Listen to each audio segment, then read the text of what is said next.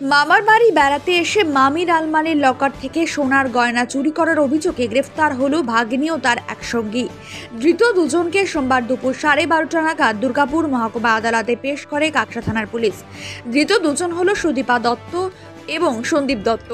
সুদীপা দত্তের বাড়ি বুদবুদ এবং সন্দীপের বাড়ি বাঁকুড়ার বিষ্ণুপুরে। গত 12 তারিখে চুরির ঘটনার অভিযোগ কাকসা থানায় জানানো হলে কাকসা থানার পুলিশ ঘটনার তদন্তে নেমে প্রথমে সুদীপাকে গ্রেফতার করে পুলিশ। তাকে জেরা করে পুলিশ জানতে পারে প্রায় 50 গ্রাম সোনার গহনা চুরি করে সে তার সঙ্গী সন্দীপ দত্তকে দিয়েছিল বিক্রি করার উদ্দেশ্যে। সুদীপার সঙ্গে সন্দীপের দীর্ঘদিন ধরে প্রণয়ের সম্পর্ক রয়েছে। জানা গেছে কাকসা সরকার পাড়ায় সুদীপার মামার বাড়ি রয়েছে, সেই মামার বাড়িতে মাঝে মধ্যেই সে বেড়াতে আসতো।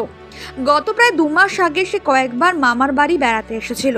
সে ফাঁকে সে এই চুরির ঘটনা ঘটায় বলে অনুমান তার মামির। ধৃত মামি তনুশ্রী সরকার কাকসা থানায় অভিযোগ দায়ের করলে অভিযোগের ভিত্তিতে থানার পুলিশ তদন্তে নামে।